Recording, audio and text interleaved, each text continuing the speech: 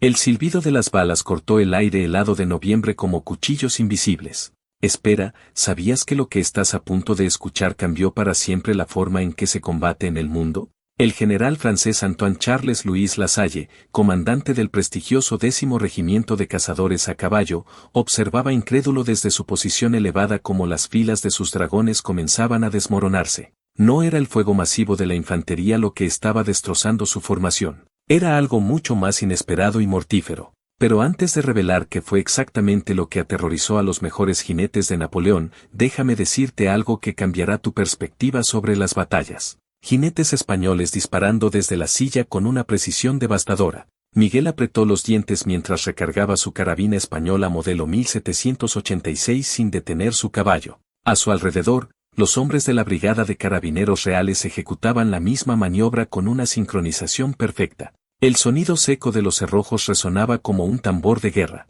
¿Puedes imaginarte disparar un arma mientras controlas un caballo a galope?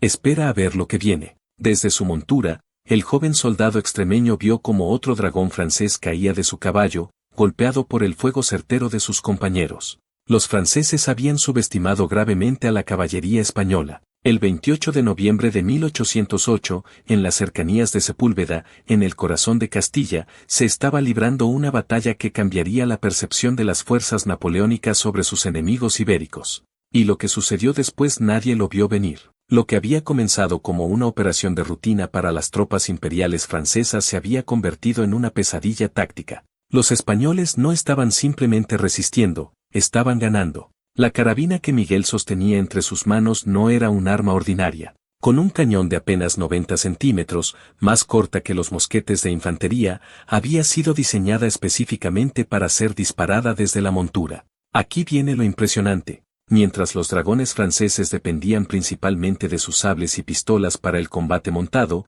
los carabineros españoles habían perfeccionado el arte mortal del fuego de caballería. Pero espera, ¿cómo comenzó todo esto? La batalla había comenzado 3 horas antes, cuando las columnas francesas del general Lasalle habían detectado movimiento español en los caminos que conducían a Sepúlveda. Confiado en su superioridad numérica y en la reputación invencible de sus regimientos, Lasalle había ordenado un avance agresivo. Sus 10º cazadores a caballo y el 9º de dragones representaban lo mejor de la caballería napoleónica, veteranos de Austerlitz y Jena. Enfrentarse a la caballería española parecía una mera formalidad. Gran error. Enorme error.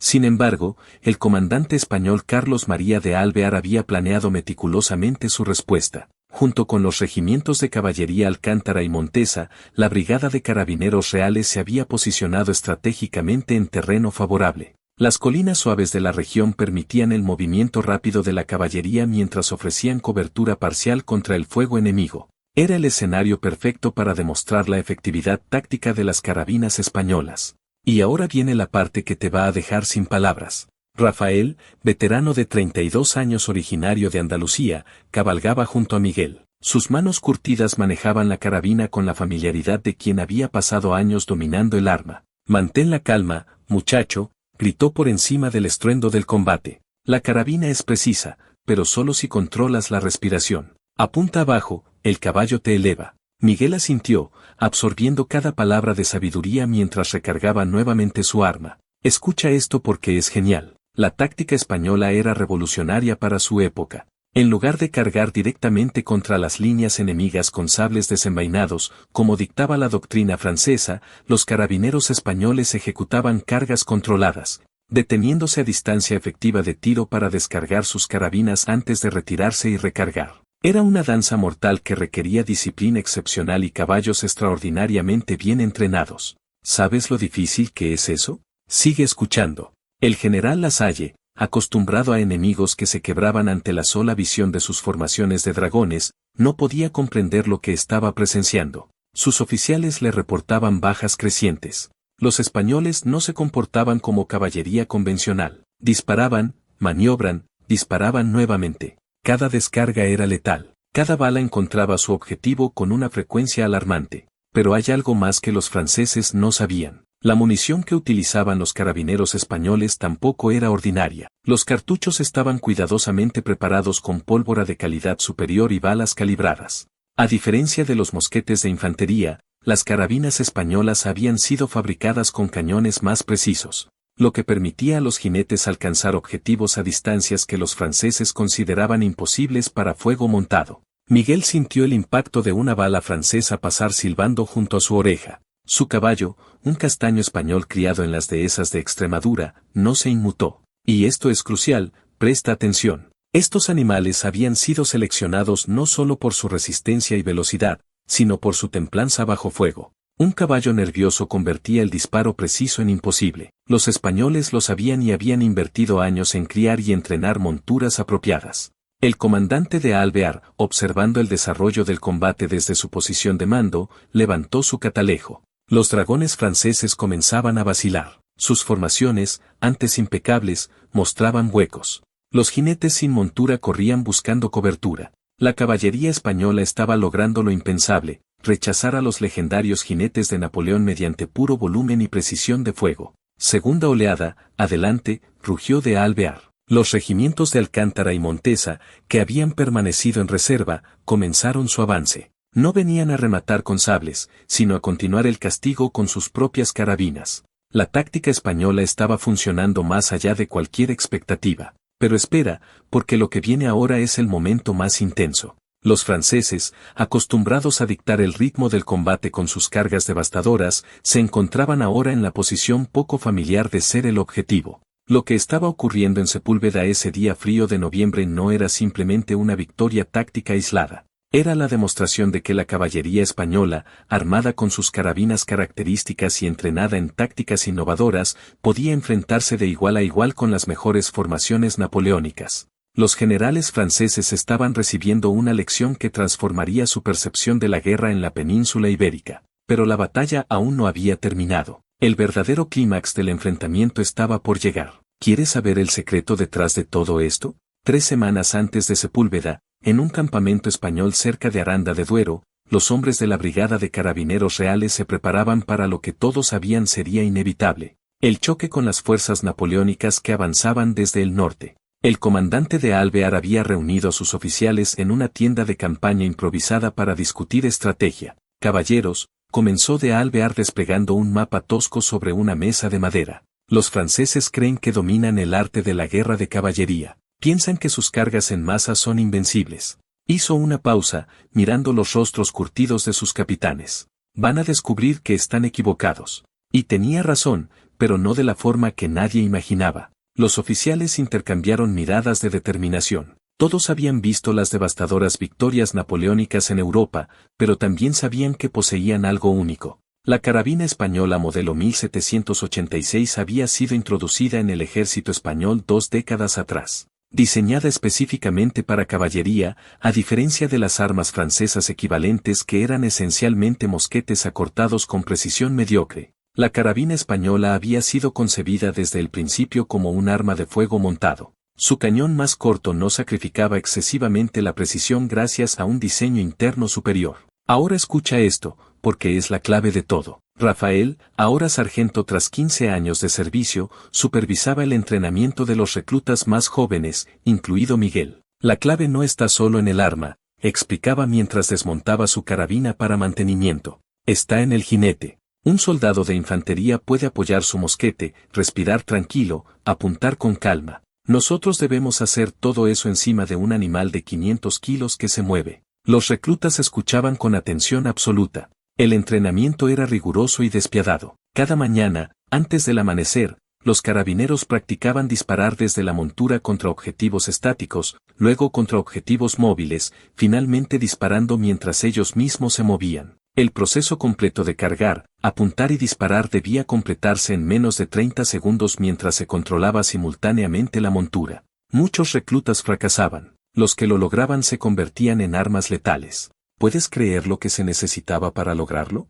Miguel había llegado al regimiento 3 meses antes, un campesino de 22 años de las tierras cerca de Cáceres. Su padre había sido pastor y Miguel había crecido montando desde que podía caminar. Esa familiaridad con los caballos había captado la atención de los reclutadores, pero montar ovejas por colinas extremeñas era radicalmente diferente de disparar un arma de fuego desde un caballo en movimiento mientras el enemigo devolvía el fuego. Concentración, Miguel, le reprendía Rafael constantemente durante los entrenamientos. Tu mano izquierda controla el caballo, tu mano derecha controla la carabina. Ambas deben trabajar como si fueran una sola. Miguel practicaba hasta que sus brazos dolían, hasta que podía recargar la carabina casi por instinto, sin necesidad de mirar sus manos. La repetición constante estaba convirtiendo las acciones complejas en memoria muscular. Y esto es lo que marcó la diferencia. La munición también requería preparación especial. Cada cartucho de papel contenía una carga medida de pólvora y una bala de plomo esférica. Los armeros del regimiento inspeccionaban cada lote con atención meticulosa. Una carga incorrecta podía causar que el arma explotara en las manos del tirador, o igualmente peligroso, fallar completamente cuando más se necesitaba. La vida de cada jinete dependía de la calidad de su munición. Pero los caballos, escucha esto, los caballos recibían un entrenamiento igualmente intenso. Los animales debían acostumbrarse al estampido ensordecedor de las carabinas disparando junto a sus orejas.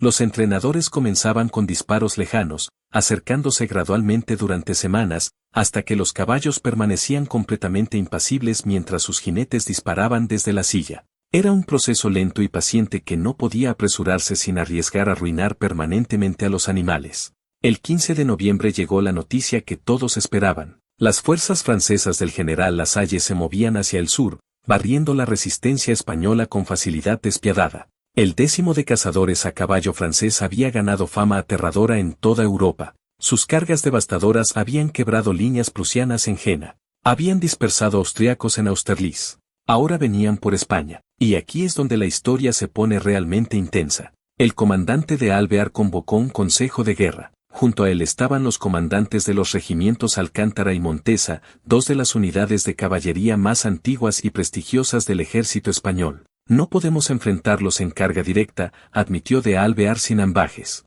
Sus caballos son más grandes, sus jinetes más experimentados en ese tipo de combate. Pero tenemos algo que ellos no tienen, disciplina de fuego montado. El plan era arriesgado. Requería que los jinetes españoles mantuvieran la calma bajo presión extrema, ejecutando maniobras precisas mientras balas y sables buscaban sus vidas. Los regimientos Alcántara y Montesa proporcionarían la masa de caballería tradicional, pero los carabineros reales serían la punta de lanza, el martillo que golpearía a los franceses de formas que nunca habían experimentado. Durante los días siguientes, las patrullas españolas rastrearon los movimientos franceses. Las escaramuzas menores se multiplicaron. Los franceses avanzaban con la confianza arrogante de un ejército que no había conocido la derrota significativa en años. Sus exploradores reportaban presencia de caballería española, pero Lasalle no estaba preocupado. La caballería española tenía reputación de ser valiente pero desorganizada, capaz de cargas heroicas pero inefectivas. ¡Qué equivocado estaba! El 27 de noviembre, las fuerzas españolas tomaron posición cerca de Sepúlveda. El terreno había sido elegido cuidadosamente. Colinas suaves que permitían movimiento rápido, con espacios abiertos suficientes para maniobrar, pero sin las grandes llanuras donde la caballería pesada francesa tendría ventaja absoluta. De Alvear posicionó sus regimientos con precisión quirúrgica. Los carabineros reales formaron el centro, con Alcántara y Montesa en los flancos. Miguel durmió mal esa noche. A su alrededor, veteranos como Rafael revisaban su equipo una vez más, verificando cada detalle. Las carabinas fueron limpiadas meticulosamente, las piedras de chispa examinadas para asegurar que producirían la chispa necesaria para ignición. Los caballos fueron alimentados y cepillados, sus cascos inspeccionados. No se dejaba nada al azar. Y entonces llegó el momento de la verdad. Al amanecer del 28 de noviembre, la niebla cubría los campos. Los centinelas españoles detectaron movimiento francés a primera hora. Las columnas azules comenzaban a aparecer como fantasmas emergiendo de la bruma gris. Lasalle había decidido atacar temprano, confiando en sorprender a los españoles antes de que pudieran formar adecuadamente. Era un error de cálculo que pronto lamentaría. A caballo, rugió el comando por las líneas españolas. Miguel sintió su corazón acelerarse mientras montaba, comprobando una última vez su carabina. Rafael le dio un asentimiento tranquilizador desde su posición cercana. Los tambores comenzaron a sonar, marcando el ritmo de formación. Las líneas de caballería española se consolidaron con precisión profesional. El momento que habían estado esperando finalmente había llegado. Los franceses se acercaban, sus cornetas sonando confiadamente. No tenían idea de lo que les esperaba. Esto es lo que necesitas saber sobre lo que pasó después. La niebla matutina comenzaba a disiparse cuando las primeras formaciones francesas se hicieron claramente visibles.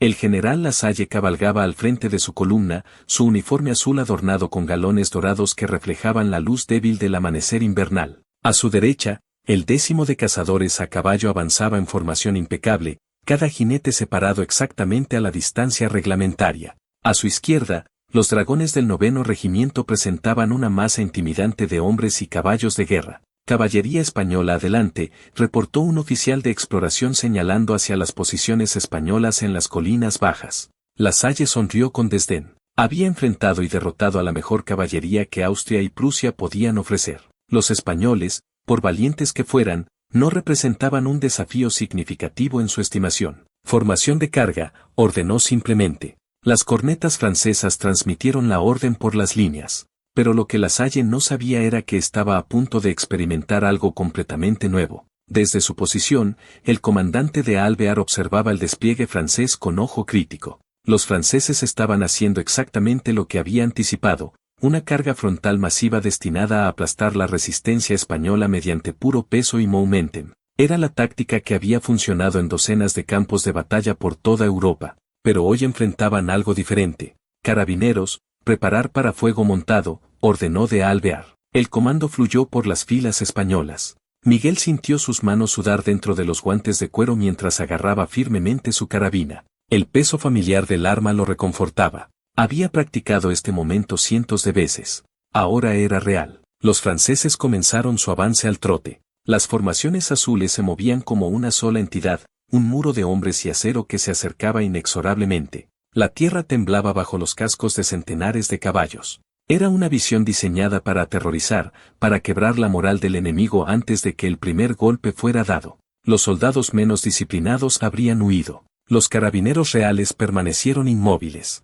«Mantened la formación», gritó Rafael, su voz cortando la tensión. «Dejad que se acerquen. Recordad vuestro entrenamiento». Miguel respiró profundamente, controlando el impulso de disparar prematuramente. La distancia era crítica. Demasiado lejos y las balas perderían efectividad. Demasiado cerca y los franceses los alcanzarían antes de que pudieran recargar. A 300 metros, los franceses aceleraron a medio galope. Sus sables se desenvainaron al unísono, el sonido metálico resonando como una sola nota musical mortal. Era el momento tradicional donde el enemigo debería responder con su propia carga. Pero los españoles no se movieron. Permanecieron en sus posiciones, carabinas alzadas, esperando. A 200 metros, Lasalle frunció el ceño. Algo estaba mal. La caballería española no cargaba. Tampoco huía. Simplemente esperaba en formación inquietantemente silenciosa. Por primera vez esa mañana, un destello de incertidumbre cruzó su mente. Pero ya era demasiado tarde para cambiar las tácticas.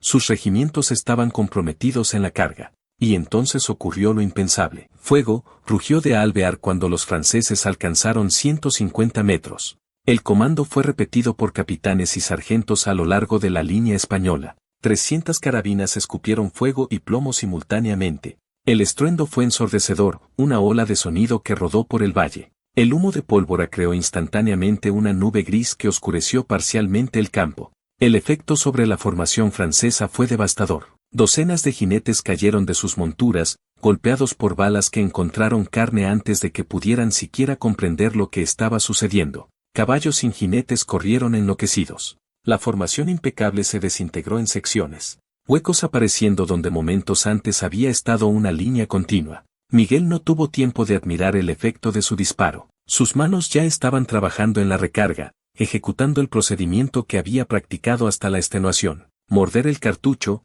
verter la pólvora, introducir la bala, atacar con el atacador, cebar la cazoleta. Todo mientras mantenía el control de su caballo con las rodillas. 30 segundos. Había jurado que nunca tomaría más de 30 segundos. Y aquí viene la jugada maestra. Los franceses supervivientes, confundidos pero aún mortalmente peligrosos, continuaron su carga. Ahora estaban a 100 metros. Retirada controlada, gritó Rafael. Los carabineros reales ejecutaron un movimiento practicado 1000 veces. Giraron sus monturas como una sola unidad y se retiraron a galope medio, manteniendo la distancia con los franceses mientras completaban la recarga. Lasalle no podía creer lo que estaba viendo. Los españoles no estaban huyendo en pánico. Estaban retirándose de forma ordenada, manteniendo la cohesión de su formación, y estaban recargando mientras cabalgaban. Era una maniobra de dificultad extrema que requería años de entrenamiento. Sus propios jinetes nunca podrían ejecutar algo similar. A 150 metros, los carabineros reales se giraron en sus sillas y descargaron una segunda andanada. Otra ola de franceses cayó. Miguel vio su bala impactar en el pecho de un cazador a caballo. El hombre cayó hacia atrás sobre la grupa de su montura antes de deslizarse al suelo. No sintió triunfo, solo la necesidad urgente de recargar nuevamente. Esto es lo que tienes que entender. La carga francesa había perdido completamente su momentum. Lo que había comenzado como un asalto coordinado de caballería de élite se había convertido en grupos desorganizados de jinetes que buscaban desesperadamente cerrar la distancia con un enemigo que se negaba a pelear según las reglas tradicionales. Cada vez que se acercaban, otra andanada los rechazaba, dejando más cuerpos en la tierra helada. El comandante de Alvear evaluó el campo de batalla con satisfacción calculada. Su plan estaba funcionando mejor de lo esperado. Los franceses estaban desorganizados, sangrando, confundidos. Era el momento de introducir la segunda fase. Levantó su brazo, la señal que los regimientos de Alcántara y Montesa habían estado esperando. Las formaciones de caballería española en los flancos comenzaron su avance. Ahora los franceses enfrentaban una pesadilla táctica. Los carabineros reales continuaban su castigo a distancia desde el centro, mientras caballería española fresca aparecía en ambos flancos. La Salle intentó reorganizar sus formaciones, pero el fuego constante de las carabinas hacía imposible mantener cualquier cohesión. Sus oficiales caían. Las órdenes no podían transmitirse efectivamente. El pánico comenzaba a infiltrarse en las filas. La batalla había tomado un giro que ningún general francés había experimentado antes en toda la campaña peninsular. Los españoles no solo estaban resistiendo, estaban dominando el combate mediante una combinación de armamento superior y tácticas innovadoras que los franceses no sabían cómo contrarrestar. Y lo que pasó después fue legendario. El campo de batalla de Sepúlveda se había transformado en un caos controlado por los españoles. El humo de la pólvora creaba cortinas fantasmales que se movían con el viento invernal, revelando momentáneamente escenas de desesperación francesa. Los dragones del 9º regimiento, orgullo del ejército imperial, retrocedían en desorden, algo que sus veteranos nunca habían imaginado posible. Miguel recargó su carabina por 13ª vez esa mañana. Sus brazos dolían por el esfuerzo repetitivo. Su garganta estaba seca por el polvo y el humo, pero sus movimientos permanecían precisos y controlados. Rafael cabalgaba cerca, gritando ánimo y órdenes en igual medida. El veterano sargento había recibido un corte superficial en el brazo izquierdo, pero parecía no notarlo mientras continuaba dirigiendo la descarga coordinada de su sección. El general Lasalle finalmente comprendió la magnitud de su error. Había subestimado completamente a los españoles. Sus informes de inteligencia habían descrito a la caballería española como valiente pero indisciplinada, capaz de cargas heroicas pero desorganizadas. Lo que enfrentaba ahora era radicalmente diferente. Una fuerza de caballería que combinaba movilidad con potencia de fuego sostenida, algo que las doctrinas militares francesas no habían contemplado. Reagrupar en la colina norte, ordenó Lasalle a sus cornetas. Era una retirada táctica, aunque ningún oficial francés se atrevería a llamarla así abiertamente. El 10º de cazadores a caballo, reducido a menos de 2/3 de su fuerza efectiva, comenzó a retirarse hacia una posición elevada donde podrían reorganizarse. Los dragones del 9º lo siguieron, dejando atrás docenas de compañeros caídos. Pero de Alvear no iba a permitirlo. El comandante español reconoció inmediatamente lo que Lasalle intentaba hacer. Una retirada ordenada a terreno elevado permitiría a los franceses reagruparse, recibir refuerzos potenciales y transformar la batalla en un asedio estático. No podía permitirlo. Era el momento de transformar la victoria táctica en una derrota francesa completa. Alcántara, Montesa, carga general, rugió de Alvear. Los 2 regimientos de caballería de línea que habían estado presionando los flancos franceses con éxito ahora se lanzaron en una carga coordinada. No era una carga suicida contra formaciones preparadas, sino un asalto calculado contra un enemigo desorganizado y desmoralizado. Era el momento que habían estado esperando durante toda la batalla. Y lo que vino después fue brutal. Los lanceros del regimiento Montesa golpearon primero el flanco izquierdo francés. Sus lanzas de 3 metros alcanzaron a los dragones antes de que estos pudieran desplegar efectivamente sus sables. El impacto fue devastador. Jinetes franceses fueron derribados de sus monturas, atravesados por las lanzas españolas que habían sido reintroducidas en el ejército español precisamente para este tipo de combate. El regimiento Alcántara ejecutó un movimiento envolvente brillante, rodeando el flanco derecho francés y cortando la línea de retirada hacia la colina norte. Los franceses ahora enfrentaban presión desde 3 direcciones. Fuego sostenido de carabina desde el frente, lanceros en su izquierda, y caballería de línea cortando su escape a la derecha. La formación francesa colapsó completamente. Miguel presenció un acto de valentía extraordinaria que quedaría grabado en su memoria para siempre. Un joven oficial francés, no mayor de 25 años, intentó desesperadamente reunir a los restos de su escuadrón para una carga final. Logró reunir quizás 20 jinetes,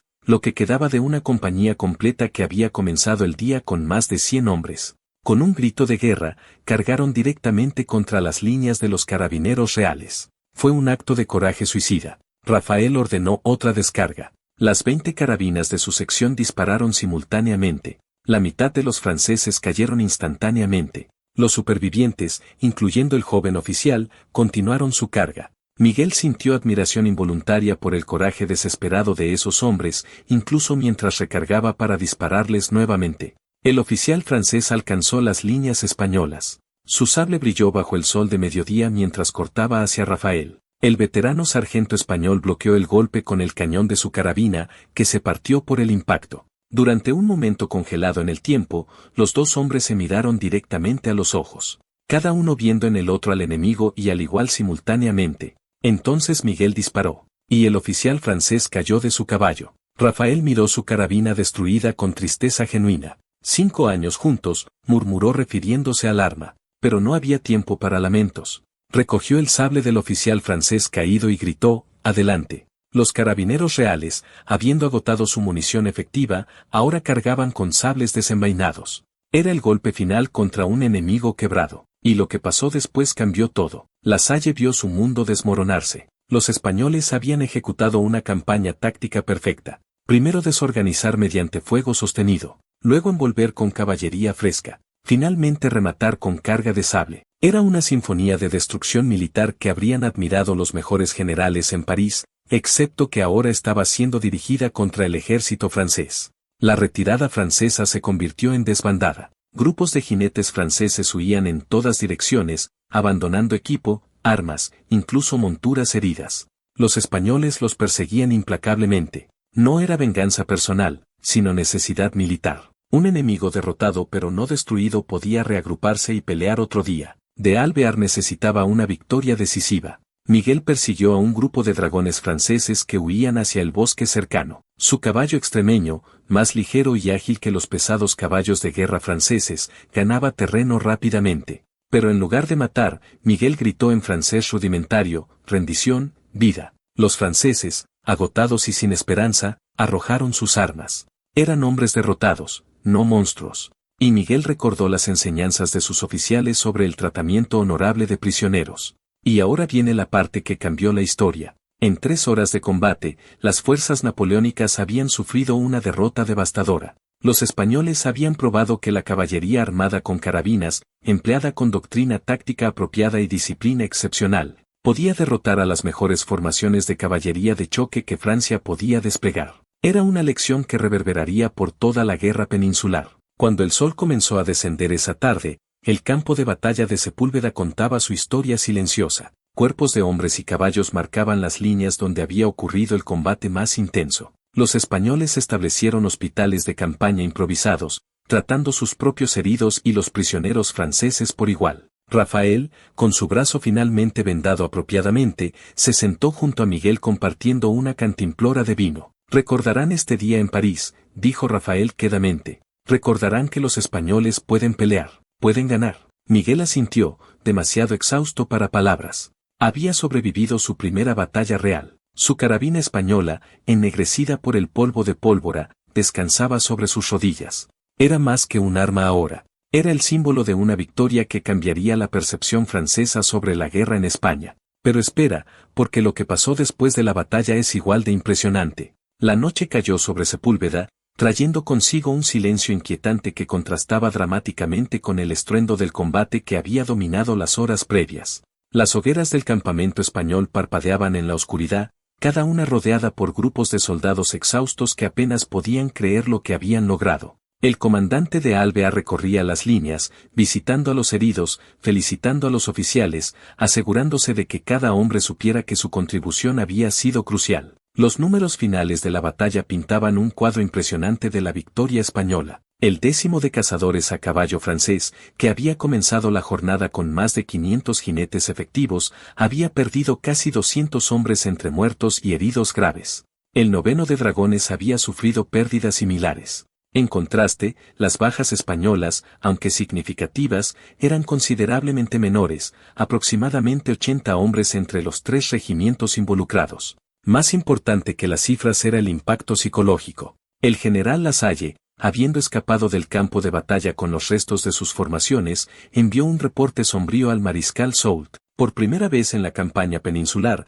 describía a la caballería española no como un obstáculo menor, sino como una amenaza seria. Destacaba particularmente la efectividad mortal de las carabinas españolas y la disciplina excepcional de los jinetes que las manejaban. Y esto es lo que nadie esperaba. Miguel caminaba entre las filas de caballos, verificando que su montura estuviera apropiadamente alimentada y atendida. El animal había servido valientemente durante toda la batalla, obedeciendo cada comando incluso bajo el estrés extremo del combate. Mientras cepillaba al caballo, Miguel reflexionaba sobre los acontecimientos del día. Había matado hombres. Había visto compañeros caer. Había experimentado terror genuino, pero también había descubierto una fuerza interior que nunca había sabido que poseía. Rafael encontró a Miguel junto a los caballos. El brazo herido del veterano estaba ahora apropiadamente vendado por los cirujanos del regimiento, aunque el sargento todavía se movía con cuidado para evitar reabrir la herida. «Has luchado bien hoy, muchacho», dijo Rafael,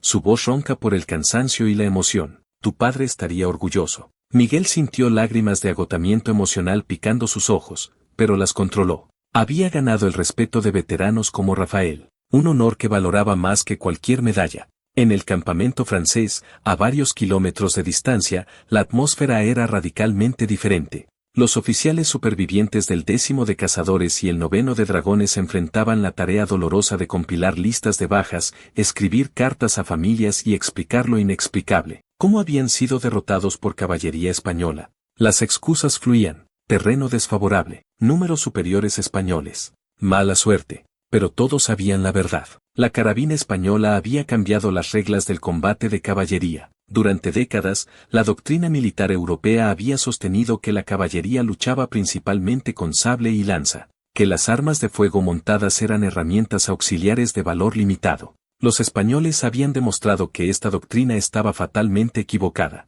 Una formación de caballería capaz de entregar fuego sostenido y preciso mientras mantenía movilidad táctica era devastadoramente efectiva. Los comandantes franceses comenzaron inmediatamente a estudiar las tácticas españolas, intentando comprender exactamente cómo habían sido ejecutadas. Los prisioneros franceses, que fueron interrogados por oficiales españoles, describían con admiración mezclada con horror cómo los carabineros reales habían disparado, retrocedido, recargado y disparado nuevamente con precisión mecánica. Era una coreografía militar de dificultad extrema que requería años de entrenamiento para perfeccionar. Y ahora viene algo que te va a sorprender. Las repercusiones de la batalla se extendieron rápidamente por toda la península ibérica. Los comandantes españoles en otras regiones recibieron reportes detallados de las tácticas empleadas en Sepúlveda. Muchos comenzaron inmediatamente a entrenar sus propias unidades de caballería en métodos similares. La carabina española, que había sido relativamente subestimada, de repente se convirtió en el arma más solicitada por las unidades montadas. Los franceses también adaptaron sus tácticas. Los comandantes napoleónicos en España comenzaron a tratar a la caballería española con mayor respeto y precaución. Las cargas frontales masivas que habían funcionado contra austriacos y prusianos se empleaban ahora con mayor cuidado cuando enfrentaban jinetes españoles. Los dragones franceses recibieron órdenes de mantenerse fuera del alcance efectivo de las carabinas españolas siempre que fuera posible. El comandante de Alvear escribió un reporte extenso sobre la batalla para el Estado Mayor español. En él detallaba precisamente cómo se había ejecutado cada fase del combate, las fortalezas que habían permitido la victoria y las áreas que aún necesitaban mejora. El documento se convirtió en texto de estudio en las academias militares españolas. De Alvear mismo fue promovido, y sus tácticas fueron codificadas en los manuales oficiales del ejército. Pero hay algo más que necesitas saber. Para Miguel y los otros soldados ordinarios de la Brigada de Carabineros Reales, la victoria en Sepúlveda fue transformadora de manera más personal. Habían probado a sí mismos y al mundo que podían enfrentar y derrotar a las mejores tropas que Napoleón podía desplegar contra ellos. La confianza que ganaron ese día los acompañaría a través de los años restantes de la guerra peninsular. Las armerías españolas recibieron órdenes inmediatas de aumentar la producción de carabinas. El modelo 1786, que había servido tan bien en Sepúlveda, se convirtió en el estándar contra el cual se medían todos los diseños futuros. Los armeros trabajaban turnos dobles para satisfacer la demanda. Cada nueva carabina que salía de las fábricas representaba potencialmente otra victoria como la de Sepúlveda. El general Lasalle, profesional hasta el final, incorporó las lecciones de Sepúlveda en sus propias tácticas. Aunque la derrota había sido humillante, reconoció el valor de aprender de enemigos hábiles. Eventualmente escribiría sobre la necesidad de la caballería francesa de desarrollar mejores capacidades de fuego montado, aunque sus recomendaciones serían implementadas solo parcialmente antes de su muerte en combate en 1809. Mientras las estrellas brillaban sobre Sepúlveda esa primera noche después de la batalla, los hombres de la Brigada de Carabineros Reales durmieron el sueño profundo de guerreros exhaustos pero victoriosos. Sus carabinas, limpias y preparadas para la siguiente batalla, descansaban junto a ellos. Habían escrito un capítulo importante en la historia militar española, uno que sería recordado y estudiado por generaciones futuras. Y esto es lo más importante de todo. El legado de la batalla de Sepúlveda se extendió mucho más allá de las bajas inmediatas infligidas a las fuerzas francesas ese día de noviembre de 1808. La victoria española demostró principios fundamentales de guerra que resonarían a través de los siglos, que la innovación táctica puede superar la superioridad numérica, que el entrenamiento disciplinado puede transformar armas ordinarias en instrumentos decisivos, y que el coraje combinado con inteligencia supera al coraje solo. En los meses y años siguientes, las tácticas desarrolladas y perfeccionadas por los carabineros reales en Sepúlveda se difundieron por todo el ejército español. Unidades de caballería en Cataluña, Andalucía y Galicia adoptaron variaciones de los métodos de fuego montado, aunque ninguna unidad lograría exactamente el mismo nivel de precisión letal que los carabineros reales bajo de Alvear. El concepto fundamental de caballería como plataforma de fuego móvil se integró firmemente en la doctrina militar española. Los ejércitos de otras naciones también tomaron nota. Oficiales británicos que servían en la península ibérica junto a los españoles observaron las técnicas de caballería española con interés profesional. Reportes detallados fueron enviados a Londres describiendo las carabinas españolas y cómo se empleaban en combate. Aunque los británicos nunca adoptaron completamente el sistema español, elementos de las tácticas observadas en Sepúlveda influenciaron el desarrollo de la caballería ligera británica. ¿Y sabes qué pasó con Miguel?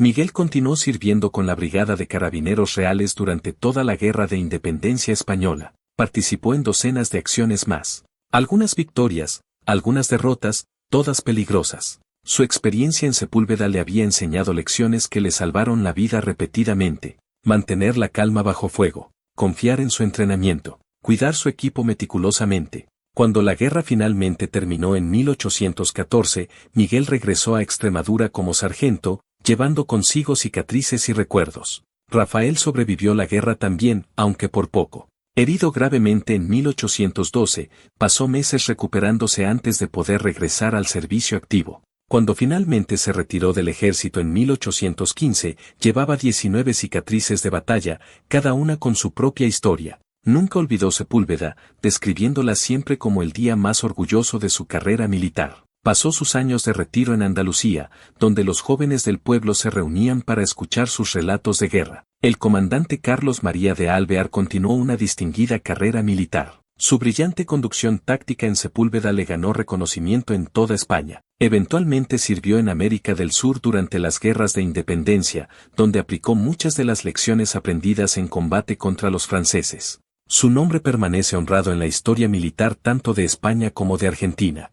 Y aquí está el verdadero impacto. Las carabinas españolas empleadas en Sepúlveda se convirtieron en artefactos coleccionables. Varios museos militares españoles hoy preservan ejemplares del modelo 1786, incluyendo algunas que se sabe participaron en la batalla. Los visitantes pueden ver estas armas y apreciar la artesanía que las hizo tan efectivas. Son recordatorios tangibles de que la victoria militar depende tanto de herramientas apropiadas como de los hombres que las manejan. Los historiadores militares han debatido durante 2 siglos sobre el significado exacto de Sepúlveda en el contexto más amplio de las guerras napoleónicas. Algunos argumentan que fue una victoria táctica menor que tuvo impacto limitado en el resultado final de la guerra.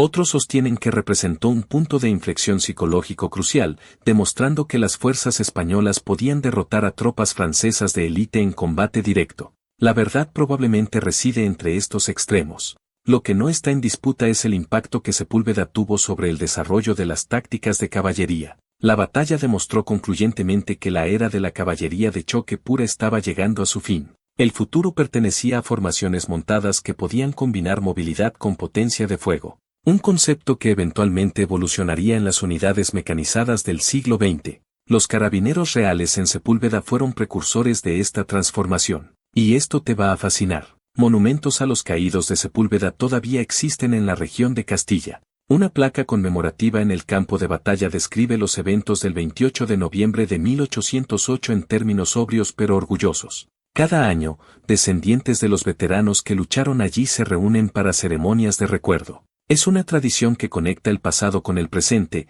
honrando el sacrificio de hombres que pelearon por la independencia de su patria. La batalla también tuvo impacto cultural. Poetas y escritores españoles del siglo XIX frecuentemente referenciaban Sepúlveda como símbolo de resistencia española contra la dominación extranjera. Pinturas dramáticas representando el combate adornaban palacios y edificios públicos. El mito y la realidad se entremezclaban, como a menudo sucede con eventos históricos significativos. Pero el núcleo de verdad permanecía, hombres comunes habían logrado algo extraordinario. Para los estudiantes modernos de historia militar, Sepúlveda ofrece lecciones que permanecen relevantes. Enseña la importancia de la innovación táctica, el valor del entrenamiento riguroso, y el peligro de subestimar a los oponentes. Demuestra que la victoria no siempre va al ejército más grande o mejor equipado, sino al que emplea más efectivamente los recursos disponibles. Estas son verdades atemporales de conflicto armado. La carabina española de caballería, que jugó papel tan crucial en Sepúlveda, continuó sirviendo en el ejército español durante décadas después de la guerra. Modelos mejorados basados en el diseño original permanecieron en servicio hasta mediados del siglo XIX, cuando finalmente fueron reemplazados por armas de fuego de retrocarga más modernas. Pero su legado como arma que cambió el curso de batallas nunca fue olvidado. Cuando el último veterano de Sepúlveda finalmente falleció en la década de 1870, ya anciano, las historias de la batalla habían sido transmitidas a nuevas generaciones de soldados españoles. La tradición de excelencia en fuego montado, establecida por los carabineros reales, continuó influenciando las unidades de caballería española hasta que la caballería misma fue eventualmente reemplazada por vehículos mecanizados en el siglo XX. Pero el espíritu de Sepúlveda, la combinación de coraje, disciplina e innovación táctica, permanece como inspiración para las Fuerzas Armadas españolas hasta el día de hoy. Y ahora déjame decirte por qué esta historia importa hoy. Sepúlveda nos enseña que la ventaja no siempre está con el más fuerte.